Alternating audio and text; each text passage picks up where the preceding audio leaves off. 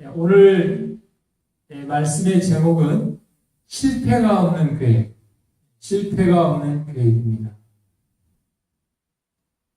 실패와 불멸과 불패를 이야기하면 이순신 장군을 이야기하지 않을 수 없습니다.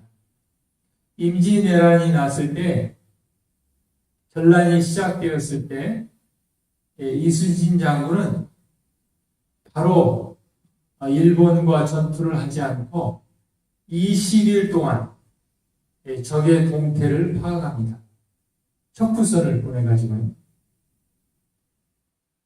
그런 뒤에 그 일본의 배와 가까이 접근하지 않고 먼 거리에서 포격전을 합니다. 왜냐하면 일본 군대는 조총을 가지고 있기 때문에 또 가까이 접근하면 그들이 배에 올라타가지고 근접전을 하면 승리할 수가 없기 때문에, 그리고서 오포해전에서 일본선 30척을 격파했고 단 한 명의 전사자도 없는 완벽한 승리를 거뒀습니다. 이순신 장군의 이 불패와 이 불멸과 실패함에 없는 그런 승리의 비결은 잘 준비하고 파악하고 그래서 실행에 옮긴 데 그 이유가 있습니다. 우리가 왜 실패하는가? 실패함이 없는 그런 계획은 우리가 어떻게 세울 수 있는가? 이사야 30장 1절에 있는 말씀을 보겠습니다.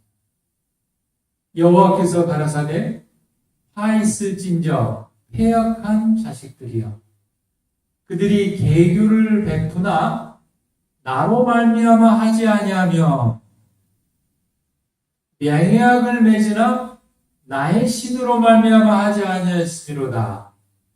그들이 바로의 세력 안에서 스스로 강하려 하며 애굽의 그늘에 피하려 하여 애굽으로 내려갔으나 나의 입에 묻지 아니하였으니 죄의 죄를 더하노라. 이스라엘의 실패의 원인은 하나님께 묻지 않은 데 그 이유가 있습니다. 우리의 실패의 원인도 거기에 있습니다. 하나님께 묻지 않고 나 자신을 믿고 나의 계획을 믿고 나의 계교를 믿고 그렇게 할 때 우리는 실패할 수밖에 없습니다. 설계가 없이는 어떤 건물도 지을 수 없는 것처럼 하나님과 함께 의논해서 세우지 않은 계획은 어떤 일도 이룰 수가 없고 실패할 수밖에 없습니다. 하나님과 계획을 세우지 않은 것은 실패를 계획하는 것과 같습니다. 여러분, 우리는 매 순간마다 하나님께 물어봐야 돼요. 하루를 시작하기 전에 하나님께, 하나님, 오늘 어떻게 해야 됩니까? 오늘 제가 세운 계획이 하나님의 계획과 일치합니까? 하나님께서 아니라고 하면 수정하고, 그래서 하나님께 묻고 성령의 지도함을 받을 때에 우리는 실패함이 없는 계획을 세우고 또 승리를 이루게 되는 것입니다. 저는 목회하면서 교회 안에서 두 가정이 이혼 직전에 있는 그런 경우가 있었습니다. 저는 처음 겪는 일이었기 때문에 당황도 했고 또 새벽마다 하나님의 성전에 가서 정말 간절히 기도를 드렸습니다. 한 가정은 처가 쪽으로 이사를 하면서 잘 문제가 해결이 됐고 한 젊은 가정은 이제 이혼을 한 달 앞두고 있는 그런 상황이었습니다. 어떻게 할 줄 몰랐습니다. 하나님께 정말 간절히 기도를 했습니다. 별거 중에 있었고 아들이 하나가 있었는데 그 아들은 이제 시댁에서 이렇게 돌보고 있었습니다. 제가 이제 저녁 무렵에 퇴근 시간에 맞춰서 그 아이 아빠를 방문했는데 마침 그때 아이 엄마로부터 전화가 왔습니다. 그런데 굉장히 이렇게 쌀쌀맞게 전화를 받고 전화를 끊는 것입니다. 아마 엄마는 아이가 보고 싶어서 전화를 한 것 같은데 아빠는 굉장히 무정하게 이렇게 전화를 끊었습니다. 그때 성령 하나님께서 저에게 할 말을 주셨는데 제가 그 아이 아빠에게 이렇게 얘기했습니다. 내가 알기로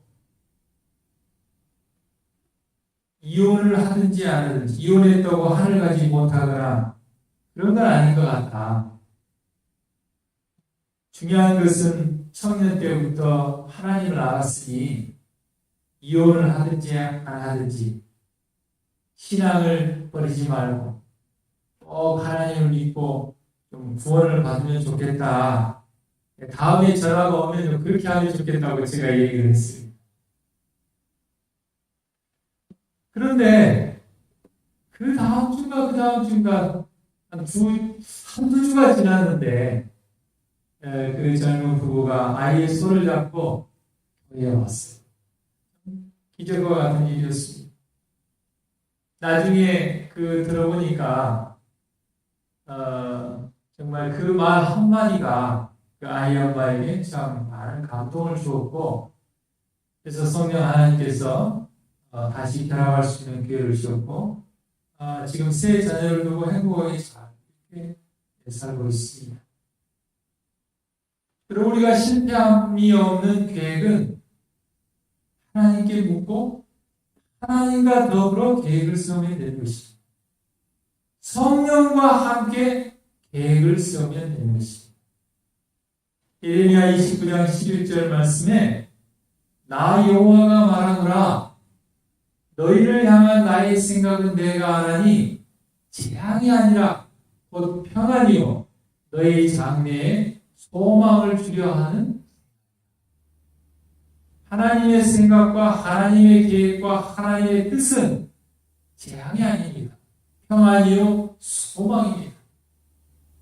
그래서 우리가 성령과 함께 계획을 세우면서 하나님께 우리의 계획을 온전히 굴복할 때 비로소 미래의 활동과 그 성과에 대한 참된 기초가 너에게 되는 것입니다. 그런데 우리의 계획을 하나님께 굴복하지 않고 하나님과 묻지 않고 상의하지 않고 우리의 고집대로 우리의 생각대로 나아가다면 우리는 실패를 계획할 수밖에 없는 것입니다. 잠언 16장 9절 말씀은 제가 참 좋아하는 구절이고 여러분들도 잘 아는 구절입니다. 사람이 마음으로 자기의 길을 계획할지라도 그 걸음을 인도하는 자는 여호와. 우리가 아무리 계획을 세운다 할지라도 하나님께서 그 계획을 인도해 주시지 아니하시면 실패할 수밖에 없다는 것입니다. 그런데 실패함이 없는 계획을 세우는 성령과 함께 같이 계획을 세웠을 때에 우리가 승리하고 성공할 수 있는 비결이 바로 잠언 16장 8절이 있습니다. 저는 언젠가부터 잠언 16장 8절이 보이기 시작했습니다. 우리가 잠언 16장 9절 말씀은 잘 알고 있지만 잠언 16장 8절 말씀은 잘 이해하지 않는 경우가 많이 있습니다. 저도 그랬습니다. 잠언 16장 8절 말씀에 하나님께서 이렇게 말씀하십니다. 적은 소득이 의를 겸하면 많은 소득이 불의를 겸한 것보다 여기 의와 불의가 나오고 적은 소득과 많은 소득이 나옵니다. 왜 우리가 실패하는가? 왜 우리가 성령께 굴복하지 못하는가? 불의를 한다 할지라도 많은 소득을 원하기 때문에 그렇습니다. 이기적이고 교만하고 자기의 유익을 구하기 때문에 그렇습니다. 불의를 하면서까지 죄를 지면서까지 하나님과 묻지 않으면서 하나님의 말씀을 청종하지 않으면서 그것은 실패를 계획하는 것입니다. 실패함이 없는 계획은 적은 소득이라도 의를 기합합니다.